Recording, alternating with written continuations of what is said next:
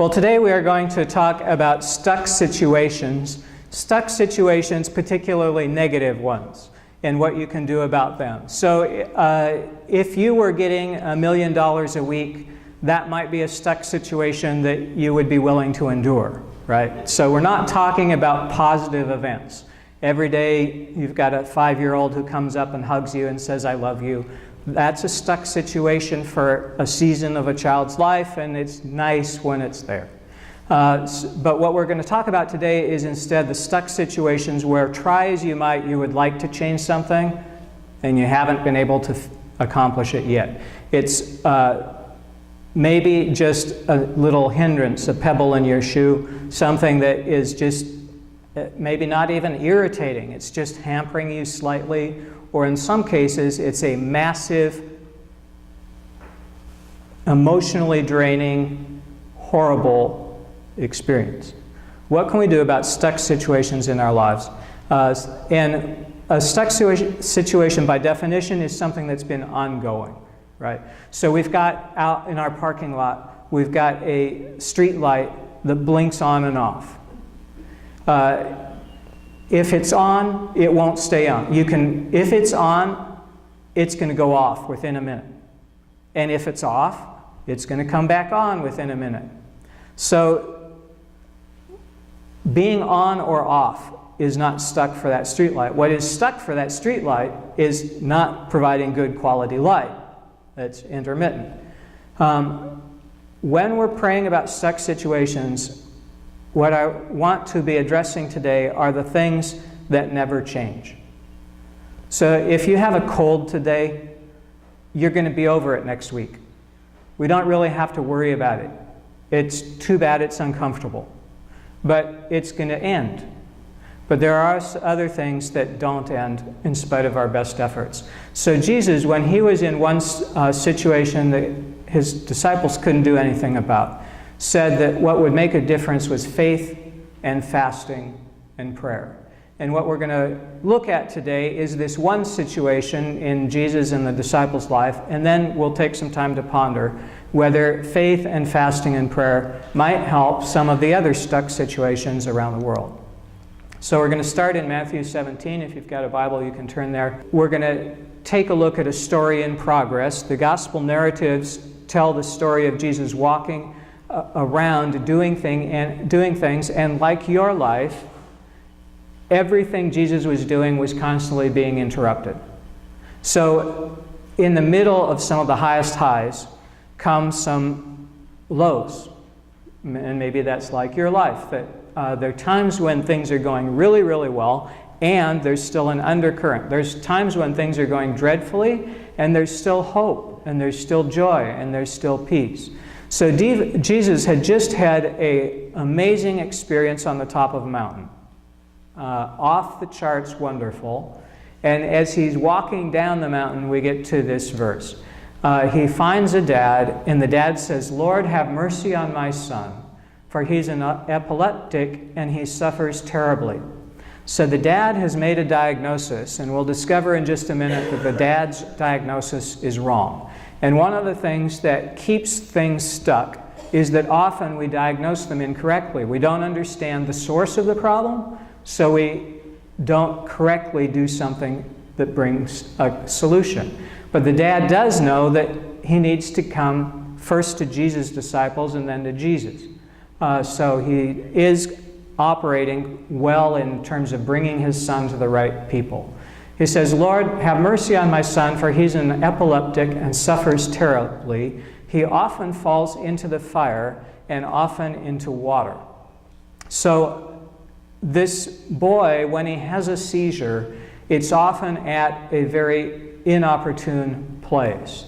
So when he's right by a fire, he might have a seizure, be unable to move, and fall into the flames.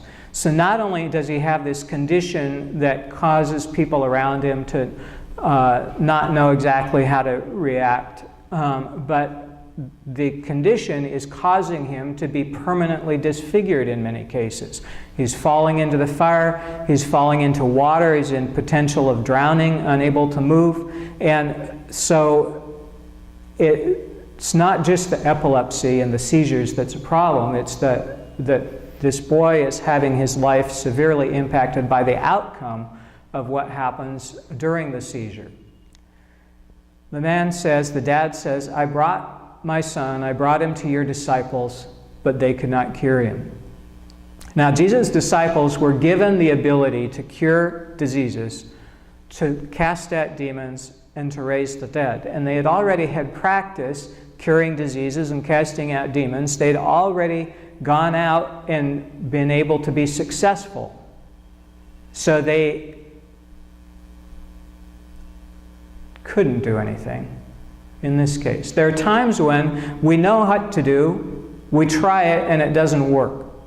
And what do you do in those kinds of cases? If you go into a gym, lots of weight machines, and you try each of the machines and you're not able to budge one of them, it's not that the machines are broken. And it's not that you can't use them. If you just take out the pin and move it down quite a few weights and put it back in, you'll be able to use the machine. So there are some situations where they're just too tough for us currently. And what we need to do is either become stronger or, like this dad did, go to somebody who's stronger. Go to somebody who's got a better handle on the problem and can be more effective. So when you're going into a weight room, some people are going in because they're under the illusion that they want to get stronger that day. And it's true that there are benefits that day from getting exercise and working out. But for the most part, when you're working out, it's so you will be stronger later. So that when you're in a football game or when you're in something that requires strength, when you need it, you have it. So you don't so much work out for the moment as you work out for what's coming in the future. And that's why for those of us who say, oh, I can put that off, it's so dangerous because we don't know what's coming down the road. We do know, as a for instance in the economic life of the U.S., that there is a period of time between recessions and downturns. And we have gone through that period of time since the last downturn, on average. So we know that things aren't always going to be this good, even though some of us are under the illusion that it really needs to get quite a bit better. That's not the direction the U.S. economy is going to take, on average, in the term coming up. Don't know whether that, how it's going to play out, because every situation is different. But on average, we know that there's some harder times coming than we're currently experiencing. You want to be strong for what you don't know is coming yet. So this man went to the disciples. They weren't strong enough. He had the sense to go to Jesus, who is stronger than the disciples. I brought my son to your disciples. They could not cure him. And Jesus says something that I don't believe is directed to the man. We'll see why in just a second. He says, you faithless and perverse generation, how much longer must I be with you? And it is my belief, you might have a different way of guessing who Jesus is speaking to. I think he's looking at the disciples. There's not, whatever group he's speaking to, it's not comfortable to be in that group. But I'm pretty sure he's looking at his followers, saying, you faithless and perverse generation, how much longer must I be with you? Bring him here to me. So Jesus tells the dad, bring your son to me. So he's not mad at the dad. He wants to heal the son. So the dad brings the son. Jesus rebukes a demon. It comes out of him, and the boy is cured instantly. One of the things that the New Testament shows us is that a lot of times people think the problem is one thing when it's something else. There is the illness of epilepsy, a medical condition. But there is also spirits who mimic epilepsy. And every now and then someone who has looks like they have epilepsy, they don't. They have a spirit who's causing a negative condition. So Jesus, as he went around the countryside, healed a woman who was bent over looked like she had a bad back. She didn't. She had a spirit. There were a lot of conditions that you might try to treat medically that Jesus was able to discern, this is a spirit causing this. Now, he also healed lots of people who had medical conditions. So when you see someone in an unfortunate stuck condition, do not immediately assume that it's a demon, but also that should be part of the potential things that you consider as you're considering all the possible causes, toxic waste, environment, all the things you consider. One is that there's a spirit afflicting them. So the disciples came to Jesus privately. If I'm right that they got this public rebuke, then wise of them to come to Jesus privately to find out, all right, how could we have done better? They asked, why couldn't we cast it out? They've already had success. They've already cast out other demons. They know they can. Why couldn't they have any impact on this one? And Jesus said, because of your little faith, if you have faith the size of one of these pesky little mustard seeds. So I don't know how many this jar holds, but it's probably in the thousands. So our video camera's not going to do a good job on this. But if you have that much faith the size of a mustard seed, Jesus says, you'll say to this mountain, move from here to there, and it'll move. You don't need a lot of faith. A little bit of faith is sufficient for a big thing, telling a mountain to move from here to there. And nothing will be impossible for you if you have faith, Jesus says. Now, if you have extraordinarily good eyesight, and you look at your Bible, you will probably see that there's a footnote. And the footnote will read something like this. Other ancient authorities add verse 21. So in many of your Bibles, verse 21 is just missing. There's verse 20, there's a verse 22, and verse 21 is down in the little tiny type of the footnotes. And in the footnotes it says, Jesus says, this kind does not come out except by prayer and fasting. So what happened when the Bible was written, when this part of the Bible was written, is that the oldest manuscripts that we've got do not include this verse. The oldest manuscripts that we've got just tell the story that Jesus says what truly matters is faith.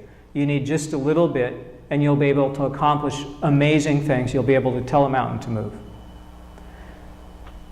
When the ancient church was looking at this, there were people who said, there's something that's not in this that's so important, we're going to add it into the manuscript. There were people who remembered that Jesus said about the same topic, this kind doesn't come out except by prayer and fasting. And so that verse is not in all the copies of the ancient texts. But it's in enough that we can tell that there were people all around the Christian church who said, don't forget this. So I'm pretty sure that if you had a chance on the sly to add something to the Bible, you probably might. To help you out at work or at home or something. Look, Mom, it says right here. But for the most, that's really kind of a fantasy. For the most part, there's no way that someone would add something to the Bible unless they were trying to create a hoax or something. You wouldn't legitimately try to add something to the Bible, but the early Christian church said, no, this is so important that it needs to be in there. Now, how many times did they do that? Almost none. So this was a verse that they remembered, something they remembered Jesus saying, that they said, this cannot be forgotten. So I would put this back up in the regular text if I were doing a translation, but I'm not a Greek scholar or on those committees, so it's down in your footnotes. So in this comment, one thing that will cause you to have more power. When you're confronting so this boy looked like he had epilepsy. He did not.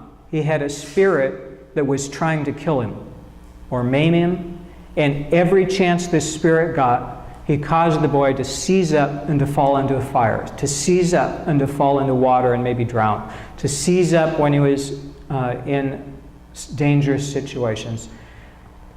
Jesus said you can get rid of a spirit causing that kind of trouble by prayer.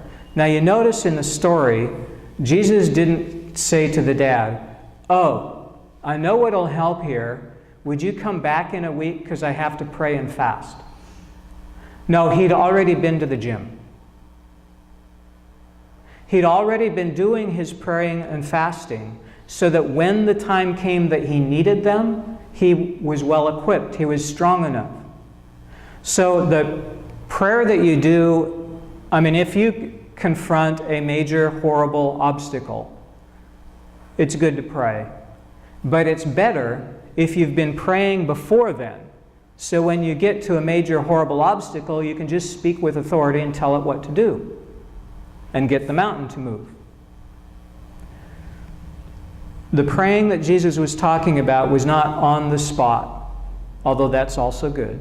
But the praying Jesus was talking about was taking time out earlier, before you get to the crisis, and talking to God, worshiping God. I've got some great friends, and one of the reasons they're great friends is because I just hang out with them. I don't care if we're folding laundry, because I'm with them. So what we're doing doesn't have to be important or consequential or fun even, because I like them, I value them. That's how it is with prayer. If you just value being in the company of God, you don't have to pray about anything important. You don't have to think, oh, I'm only going to go to God if I can talk about Iraq or something that really matters. No, God likes you. So if you just hang out with God and tell God about all the minutiae. I can't believe it. I went to church. I got a faith the size of a mustard seed. I got a mustard seed and I lost it within 10 minutes. Now what am I going to do? It doesn't really matter, right? It's just an illustration. But God cares about you. So you talk to God about all the stuff going on in your life in advance. Prayer and fasting in advance. Fasting so that when you encounter something that nobody else can take care of, that you have the strength for it. You are able to take care of it. So Jesus says faith, fasting, and prayer helped in this one stuck situation. Boy who looked like he had epilepsy but did not. He had an evil spirit who was trying to kill him or hurt him. So I want to raise for you a hypothesis. I want to raise for you a challenge with the hypothesis. The hypothesis is this, that these three will help any stuck situation. That it's not just a boy who looks like he has epilepsy and is becoming disfigured. But it's any stuck situation, maybe these three will work. And the only way, if you're scientific, to check out a hypothesis is to run a few tests. So the challenge for you connected with the hypothesis is to pick a stuck situation. Pick not the light that's blinking on and off. I hope that light will come back on. We know it's going to come back on. It's just going to go off. So if you want to get the light to quit blinking, that'd be a stuck situation. Iraq would be a stuck situation. In your family, there's probably some people who have stuck situations.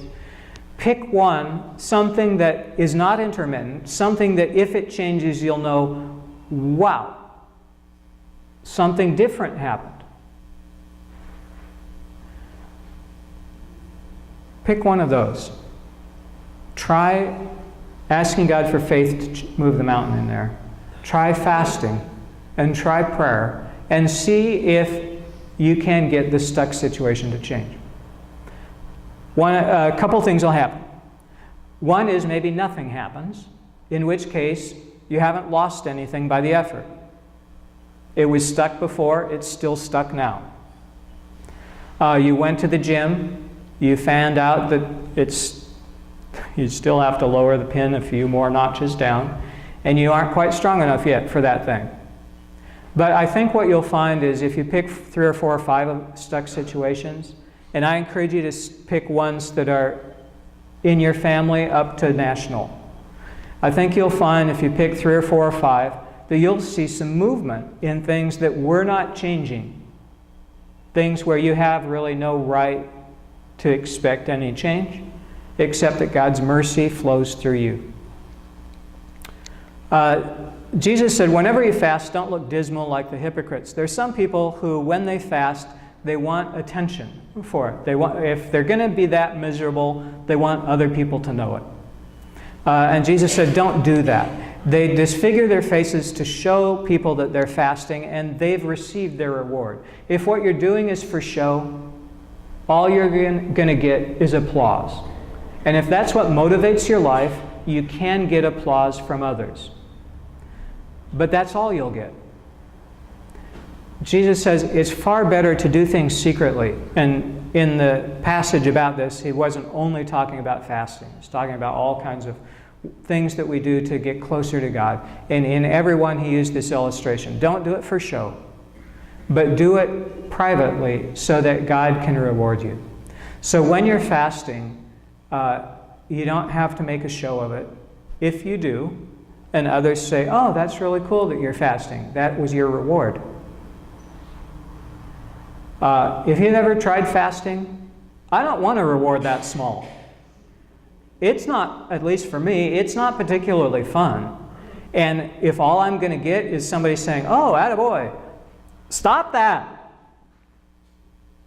I want to move a mountain out of this. I do not want a little pat on the back. When you fast, put oil on your face, oil on your head and wash your face. In other words, get all cleaned up, look good, so that others don't even know. They can't tell. So that your fasting may be seen not by others, but your Father who is in secret, and your Father who sees in secret will reward you. Jesus, at the start of his ministry, fasted for 40 days. And we don't hear a lot about the technique, like how to do it. Was that 40 days on apple juice? Just water? Were you taking vitamins? So I would have all kinds of medically related technical questions about how to do it. And Jesus' advice on how to do it is don't let others see, just let it be between you and God. Isaiah has some advice on fasting, and it's advice that Jesus took. Isaiah 58, if you want to turn there, we're going to start in verse 5. Isaiah starts out by asking a number of questions where the answer is no. So, a fast that I choose, God says. So Isaiah is quoting God. A fast that I want, God says. Is it a day to humble yourself? And the answer is no. God's not interested in you looking miserable. That won't help God say, oh, I should do them a favor because they're looking so bad. Is it to bow down your head like a bulrush and to lie in sackcloth and ashes? The answer is no. God's not looking for people to be miserable or to be miserable on public display. It's not important to God. Although, if you look at the history of the church, there's lots of people out in deserts and elsewhere, cities, who have tried this as a way to get God's attention. God says, that's not what I'm looking for. Will you call this a fast, a day acceptable to the Lord? No, here's the fast that I choose, God says through Isaiah, to loose the bonds of injustice. So if you want to do a fast that's really going to get God's attention, look around at someone who's being mistreated unfairly by society and help them out. So if you're in elementary school, this is really easy. It's really hard to do, but easy to see. There's always some kid being picked on, and if you get in the middle of that, it's not going to go down great. But that's the kind of fasting that God likes. When you take a look at someone who's being hurt and it's completely unfair, help them out. To undo the thongs of the yoke, people who are tied up in bondage, to set them free. to let the oppressed go free, and to break every yoke. So there are people who are chained up to things. Get rid of those chains. Get them completely free. Is it not to share your bread with the hungry? So the kind of fasting that God cares about is looking around the social landscape and seeing people who need help and helping them. Share your bread with the hungry, to bring the homeless poor into your house. I've tried this last one, and I brought a schizophrenic into my house, and then I remembered to put the knives away. So, if you've got kids, obviously, you might have different things that you want to try first. Maybe giving bread away to somebody would be. Obviously, everybody has different ability based on their life situation of what they can try. But this is such a long list. There's something on this list that you can try that will not endanger you or people next to you. When you see the naked, to cover them. To not hide yourself from your... And if the naked you're looking at are on TV or the internet, that's not what's being talked about here. That just requires an off switch on your set. To not hide yourself from your own kin. Then your light shall break forth like the dawn. God says through Isaiah, when you start doing the fasting that I like, the kind of fasting that sets people free, then your light will break forth like the dawn, and your own healing will spring up quickly. Your vindicator shall go before you. The glory of the Lord will be your rear guard. Behind you, God's going to have your back. You shall call, and the Lord will answer. You shall cry for help, and God will say, here I am. I don't know if you've ever had the experience of crying out to God and it feels like there's nothing. How much better to be in a spot where you cry out and God says, here I am. If you remove the yoke from among you, the pointing of the finger, the speaking of evil, if you offer your food to the hungry and satisfy the needs of the afflicted, then your light shall rise in the darkness, and your gloom shall be like noonday. For people whose gloom is overpowering, to have that be so completely changed that it's like noon is something that they might not even be able to believe in. But you might encourage them to just take an action that does something good for someone who is being oppressed. And they say, I'm being oppressed. Right, but you help someone else out. And see what God does for your situation.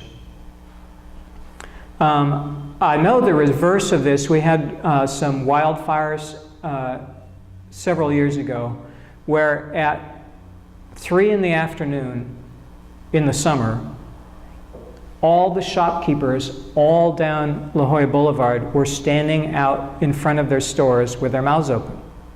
Not inside the store. They were all, because the lights on inside the store were brighter than the sun outside. The wildfires had so obscured the sky, so filled the sky with smoke and particles, that it looked like the sun had already set.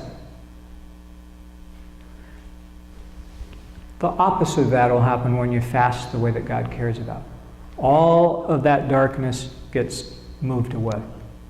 So Jesus fasted from food when he started his ministry. So if you say, oh no, I don't want to help out the homeless, what I really want to do is not eat for a day.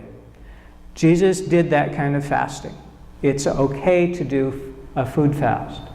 Jesus did extended long food fasts at the start of his ministry. But if you look at the life of Jesus, the main evidence that we have is Jesus did an Isaiah fast throughout almost all of his days. Every day Jesus was doing an Isaiah fast. So I'd encourage you, food fasting, awesome, try it out.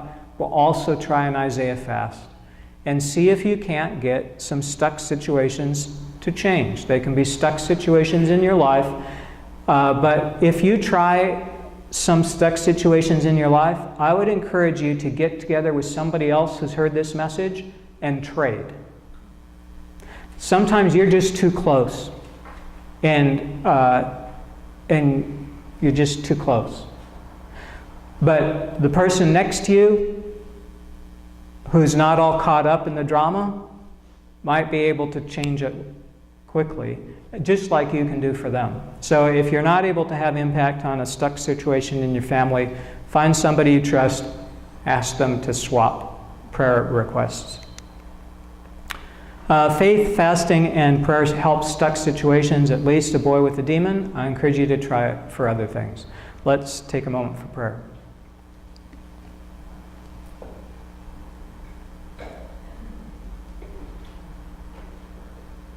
God, I'm asking that you bring this to mind for us when we start bumping into the stuck situations that we've just been putting up with, that we've been tolerating because we can't figure out how to do anything about them.